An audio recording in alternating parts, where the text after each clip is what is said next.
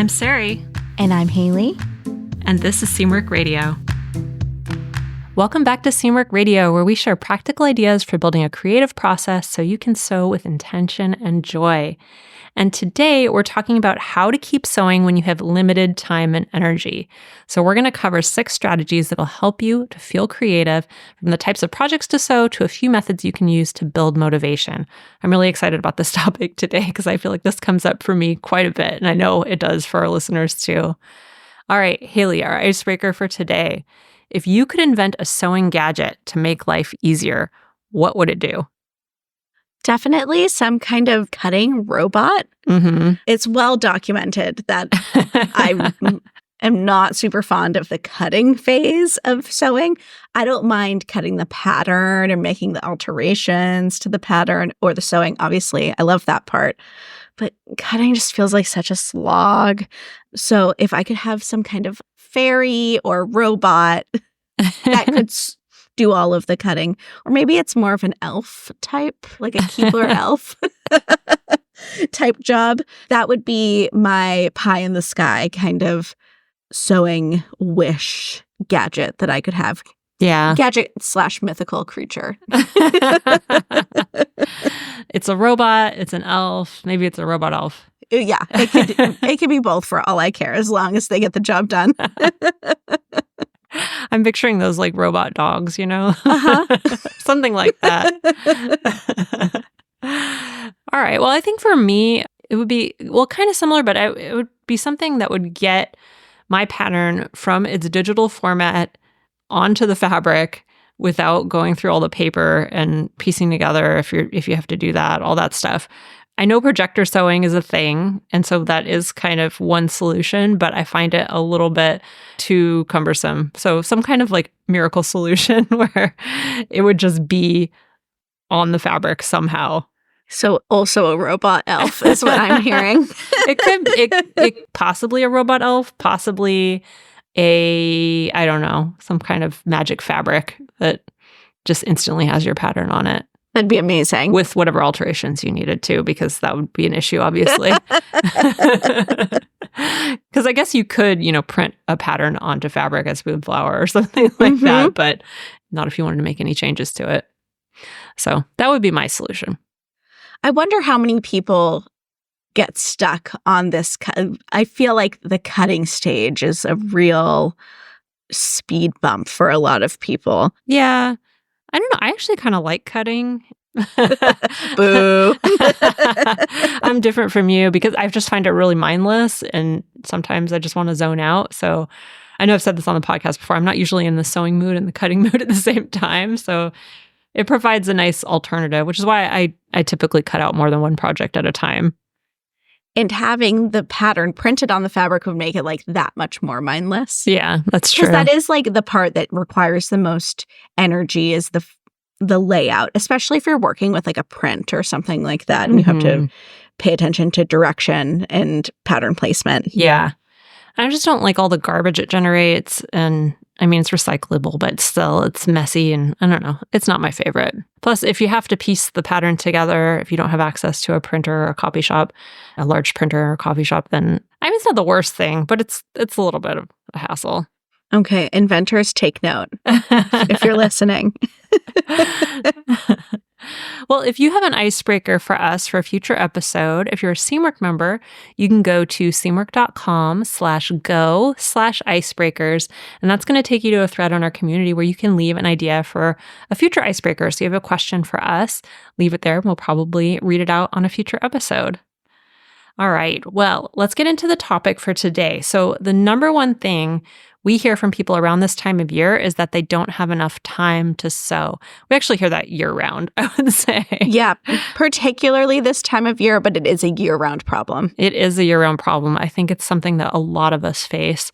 And it can also be hard to find the motivation to sew when you have a lot of other commitments, and also when the daytime hours are short. So as our days start shortening at this time of year, it can feel like you just don't have as much time. I know I feel that way. I feel like I finish up work and then it's dark already. And it feels like the day's over. And I think the darkness also kind of lowers my energy level. I don't have as much energy in the evenings as I do during the daylight hours, and there are fewer of them. So how do you allow yourself to be in a low energy season, but keep doing the things that are going to fuel you creatively and give you that extra energy? So do you find this to be an inspiring time of year for your sewing creativity personally, Haley? As we kind of move from fall into the winter season, I would definitely say that my Sojo slows down. Mm-hmm. Usually I start to sew more gifts this time of year, and that gives me a momentary boost in my creative energy, but then afterwards I find that I can kind of stall out with my sewing plans a bit. What about you?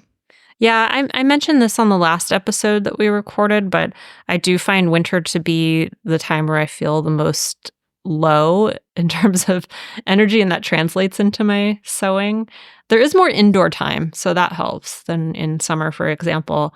But overall, everything is so busy with the holidays and all of that, and I always find other projects I want to work on, and so it just sort of is a little bit of a difficult time for creativity for me a lot of years. How do you stay creative when your motivation is really low? So for me, I think the key for me is to set aside specific times. So one of the things that I've done recently, so we're recording this in October, and I like to kind of do a refresh on my daily routines every season because things change, the weather changes, I've noticed things that are working and are not working.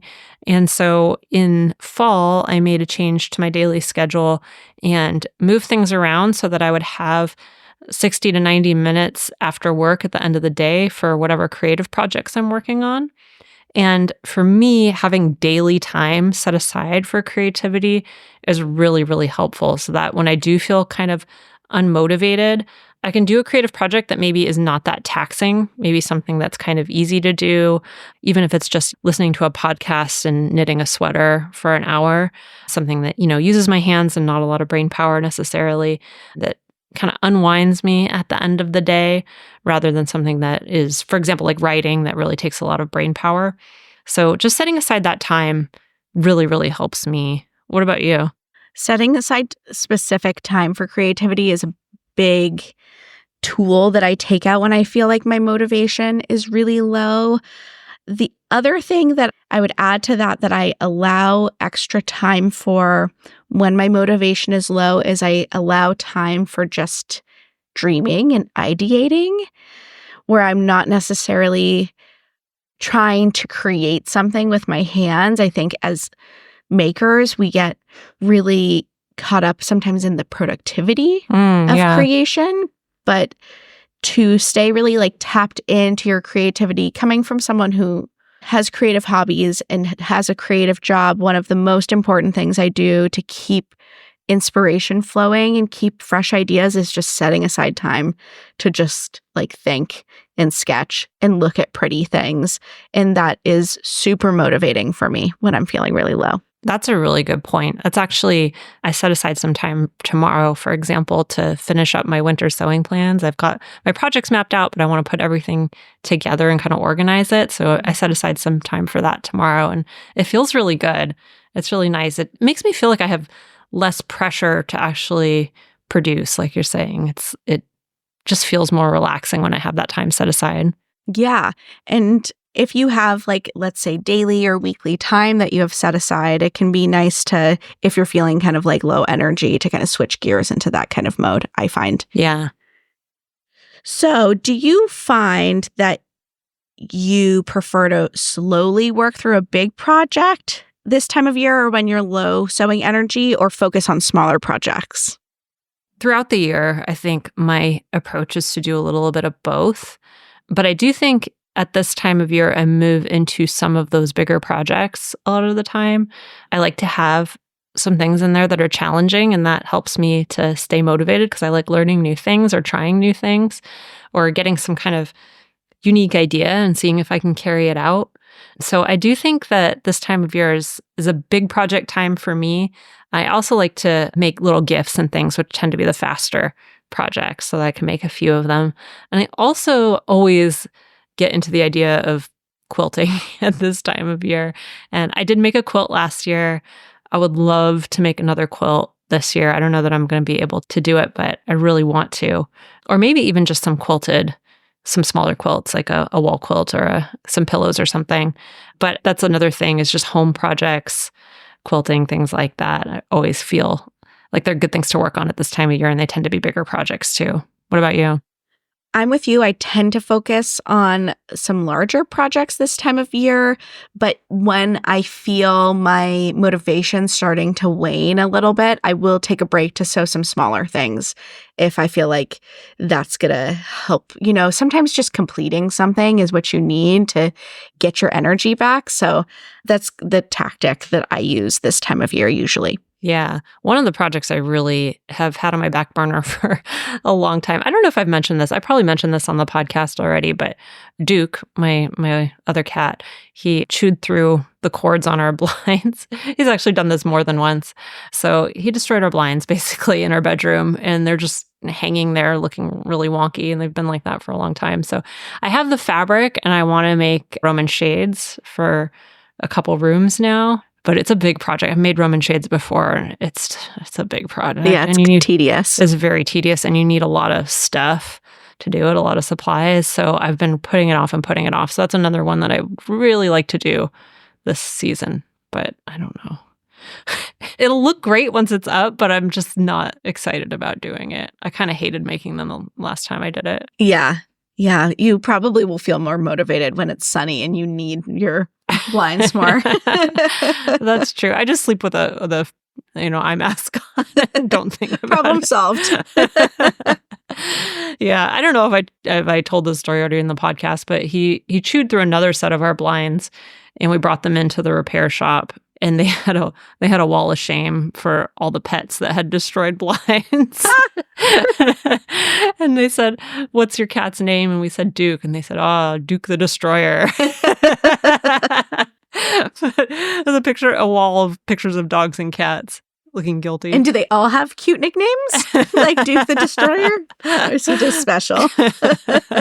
I don't remember if they did, but I'm sure at least some of them did. That's amazing. Well, let's get into some tips. Maybe this first tip will help you with your Roman shade debacle. So the first tip we have is to create teeny tiny goals for yourself and really break it down. I think something that can be really demotivating is when you feel like you're failing. And I think we set ourselves up for feeling like a failure when we create goals that are too big. So that doesn't mean avoiding big projects. On the contrary, I think having larger projects and breaking them down into teeny tiny steps, or even treating your small projects that same way, can be really helpful. For instance, my time for sewing is really limited, and I like to have one chunk of sewing time that's a bit larger on the weekends. But during the week, sometimes I set aside just 30 minutes where I can construct a collar. Yeah. Or mark the buttonholes, like the smallest steps. And I find that can be really motivating to just feel like I'm not stalled out. I'm still making progress. Yeah. Sometimes for me, it'll help to just kind of write down what these little steps are.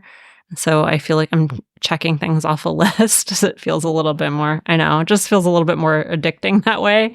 Because I keep thinking about, for these Roman shades, we'll just use that as an example. I keep thinking, okay, so I have the fabric. Next step, I need to buy some blackout fabric for lining them. And then I need to buy all the notions for it. But I just keep putting it off because I'm like, I don't know when I'm going to start working on this. But if I actually wrote down the steps and put them somewhere prominent where I could see myself checking them off and feel like I'm making progress on a plan, then I would probably feel a little bit more motivated to do it. Do you ever, when you're making a checklist, write down the first step as something you've already done? Yeah, so you can check it. I do that every day. So you have the main fabric, so you can check that one off already. I do that every day. All right. Well, the next tip is to embrace dopamine sewing. So by that, I mean, do something that gets you really excited. Use a fabric that gets you really excited. Sew something that's maybe totally impractical, or sew something that's for a special occasion. I think it's a great time of year to start thinking about special occasions. Most of us have some kind of either a holiday party to go to, or maybe even just celebrating at home. Even if you're celebrating at home by yourself, it can be nice to get dressed up for the winter and just, kind of feel your best. So no matter what you have going on, there's probably some reason to celebrate. So maybe that's a good chance to sew something a little bit special. And you can also, we've been talking a lot about sewing for your home. So you can also switch from sewing garments to doing home decor for a little while, or vice versa. If you usually do a lot of home decor, you could do more garments. And that can help you to kind of get yourself out of a rut and perk yourself up just by doing something that's a little bit different. I personally love making a holiday dress. Are you going to make a holiday dress this year, Haley? I'm thinking about it. Yeah. I'm thinking about it. I love sewing special occasion dresses, but I also have a lot of really decent ones in my closet already. So it's a real internal battle every year. Yeah. I had the same conundrum as I was planning out my winter projects. At first, I thought, yeah, I'm going to sew a holiday dress. It's going to be so fun. And I even have some really nice fabrics that just scream. I have like this gold lame fabric that I've been wanting to make something out of for a long time. I have this gold brocade from the fabric store, that I really have always wanted to make like a little mini skirt out of or something. But like you said, I already have some really nice holiday dress that I only wear for special occasions. Right. So I don't know if I really need another one. I've always wanted to make a velvet shift dress, like a really mini one. Mm-hmm. I was wondering if this is the year that I finally make that, because if that's reasonably something I would wear for like decades to come. Yeah. For the holiday season, and it could really be like dressed up or down. So it's a maybe. Yeah. On my list. And pretty simple to sew too. Yeah. Not the velvet, but the shift dress. Yeah. The shape of it, at least. Yeah. I was also thinking about making a velvet top for the holidays, because then I could wear it to our holiday party. I could wear it for any events, but then I could also probably wear it with jeans every day during the winter. So I was kind of thinking about that. And I love silk velvet, like the feel of it. Oh, it's so luxurious. I know, but then I just stand there and pet myself. Yeah. Which is sometimes frowned upon, I guess. I don't know. You do you. All right. So our next tip is to embrace small projects. I touched on this a little bit earlier, but if you're feeling low energy and maybe you're in the midst of a larger project that you feel a little stalled out on, nothing hits quite like a scrunchie or a tote bag. I'm here to tell you. Yeah. Last week my older daughter was home sick all week long, and I had set aside some scraps and told her I was going to make her a scrunchie, but she was home and I was in my sewing room working for actual work. She came in, she's like, "When are you going to make my scrunchie?" And I was like, you know what? I have 10 minutes, so I could make a scrunchie right now. So I did. I made us matching scrunchies before our 10 a.m. kind of check-in meeting we do every day. And it made my whole day just feel better. Because we were wearing matching scrunchies. And I made something like, it was one of those dopamine hits, to start the day. It was great. And I found it just highly motivating. So if you're feeling a little stuck, maybe try an itty bitty project. What I love about those, both scrunchies and tote bags, I use every single day. Every day. I sleep with a scrunchie in my hair.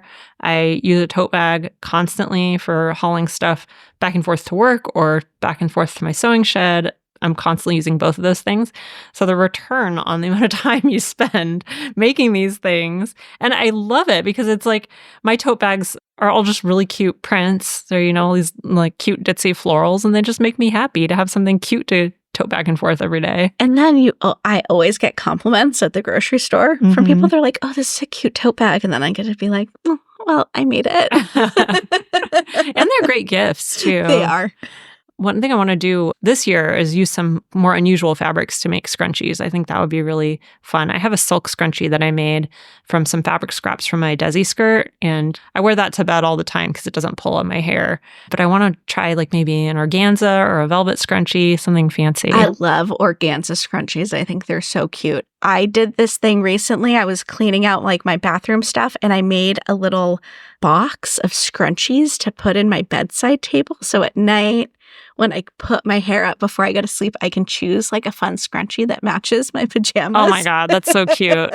I love that. And it's just like a cute little girly thing that I've been doing. I really like. I gotta try that. I just grab whatever scrunchie is around that I can find.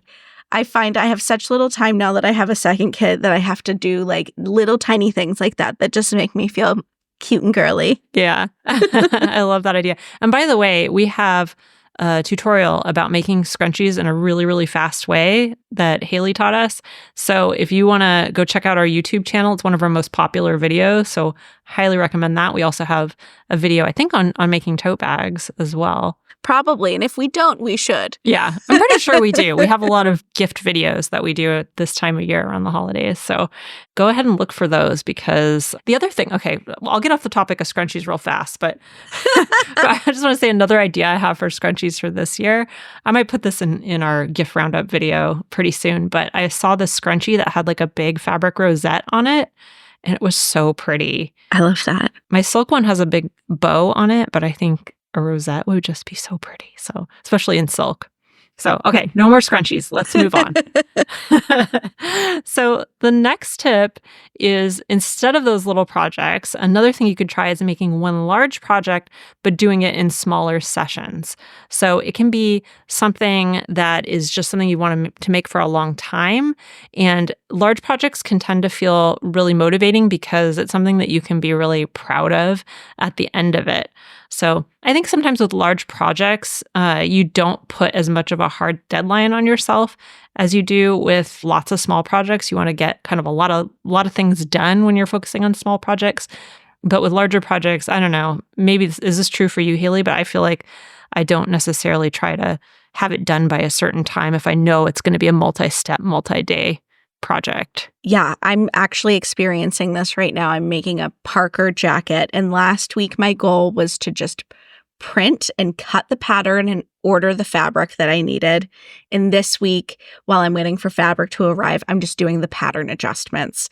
And breaking it down like that into these kind of like weekly goals has been so motivating for me. Yeah, I totally agree with that. I think it can just help you to embrace that slow sewing philosophy personally. Okay, kind of related to what I was talking about with the Parker jacket, another technique that I've been using is the Pomodoro method. So if you're not familiar with this technique, it's a time management strategy that involves breaking your work into little chunks and then taking short breaks in between. I think that typically it's a 25-minute work and then 5-minute break, but I've done this in like all sorts of different lengths of time. Sometimes if I'm feeling like really unmotivated, I'll do like a 15-minute work, 5-minute off. And this has been really helpful to help me get little chunks of projects done, especially those larger projects that I've broken up into little tiny chunks. So for instance, with my Parker jacket, I was like, I'm going to do 25-minute timer, and I'm just going to work on the length adjustment because there's buttons and it's like, it's not super cut and dry and so motivating. Yeah. I use the Pomodoro method all the time. Actually, there's a writer named David Kane. He writes a blog called Raptitude. It's great. I love this blog. But anyway, he has a method that he calls the block method, and it's basically the Pomodoro method. It's really similar. There's a couple small differences, but I think the big difference is that he encourages you to view these as blocks for building something larger. And so that 25-minute chunk is like one block, and you're creating blocks with every chunk that you do in order to build something bigger. And some people even use like Legos on their desk to count out their blocks and physically build something. And I find that strategy to be really helpful, especially for things that you have trouble getting motivated to do in the first place. Even if it's something you enjoy, I find that certain tasks that might take a lot of either mental preparation or physical preparation they tend to fall to the back burner. And so having this method of, if you can tell yourself, well, I'm just going to work for 25 minutes and then set a timer and it'll be done.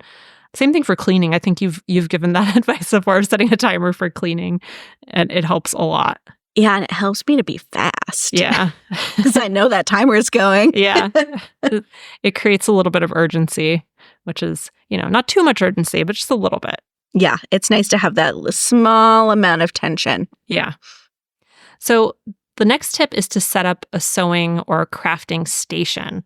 So what I like about this is that when you have a certain area kind of set up as your sewing station, it gives you some permission to leave your projects out, which that helps me quite a bit. You can kind of just hop over and sew for a few minutes whenever you have the time, instead of feeling like you have to pack everything in at the end. You have to take it all out again every time. That can be a real barrier.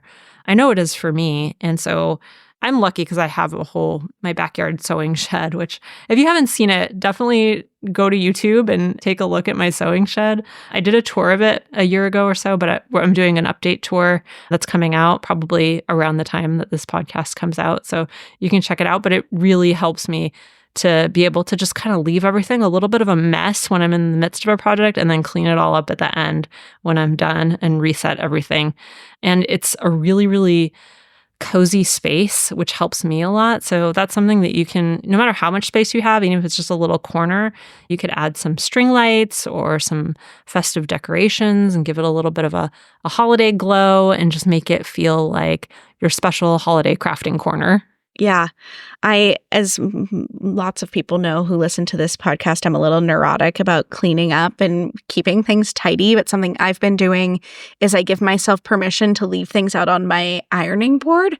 My sewing space is also my working space. And so when I'm done sewing, I do a light tidy and keep the things that I'm going to need my next sewing session out on my ironing board. And it's been really helpful. Yeah. That's another really great tip if you do need to clean everything up each time, is to have just even a tiny, tiny little space. Like a little landing space. Yeah. A little staging area. Uh-huh. All right. Well, I'm going to recap the tips that we shared in this episode. So tip 1 is to set teeny tiny sewing goals. Tip 2 is to embrace dopamine sewing. Tip 3 is to try making smaller projects. Or tip 4 is to try making one bigger project, but do it in smaller chunks. Tip 5 is to try the Pomodoro technique to break up your time. And tip 6 is to set up a festive sewing or crafting station. All right, what's your big takeaway from today's episode, Haley? I think that my big takeaway, this isn't necessarily something we really touched on directly, but it got me thinking about when I shift my focus away from my output and more towards just taking time, then I feel so much more motivated to keep going. Even if I'm sewing less quantity, I'm more likely to sew or make time for my creativity more frequently if I make kind of that mindset shift. Yeah, that's true. I think for me, this phrase comes to mind that I read recently. I don't know who said it or where it came from, but the phrase was, "Fear comes free, hope takes work." And I feel like that can apply to a lot of things. I think with creative projects, with sewing, that could apply to creative projects as well. But I also think that inertia also comes free, and motivation takes work. So I think sometimes you have to do a little bit more than you might realize in order to keep motivated and stay motivated. And so taking a little bit of time to think about what makes you feel personally motivated can be time well spent, because it can really keep you going, keep you inspired in a way that you might not even anticipate. So that's just something that came to mind while we were talking. Well, if you want a weekly boost of creativity delivered to your inbox each week, you can sign up for my Snippets newsletter. It's free, and we send out 5 ideas for your sewing each week, along with some free videos and lots of other fun stuff from the Seamwork world. And we have over 200,000 subscribers, so you can get it for free at getsnippets.com. And if you liked this episode, please consider leaving us a review. You can also follow us on YouTube at Seamwork Video. You can follow us on Instagram at Seamwork. And if you'd like to join Seamwork and become part of our private community, plus get access to hundreds of sewing patterns and dozens of sew-along classes, podcast listeners get a 50% off lifetime discount when you join at seamwork.com/go/podcast50. So that's seamwork.com/go/podcast50. I'm Sari. And I'm Haley. And this is Seamwork Radio. Seamwork Radio is brought to you by the team at Seamwork. Seamwork's an online community that supports you in creating a wardrobe that feels right for you. When you join us at Seamwork, you become part of our private community of makers, and you also get access to monthly sew-along classes, a library of over 200 sewing patterns, and tons of great resources to help guide you through the sewing adventure that you choose. Podcast listeners can get half off a Seamwork Unlimited membership, which means you can download as many of those 200 plus patterns as you want at any time, and our community will be there to guide and support you. If you'd like to join us for half off, just visit seamwork.com/go/podcast50. You can also find us on Instagram at Seamwork or visit our YouTube channel, which is called Seamwork Video. We love hearing from you, so let us know if there's a topic or a personal story that you'd like us to cover. Thanks for listening to Seamwork Radio.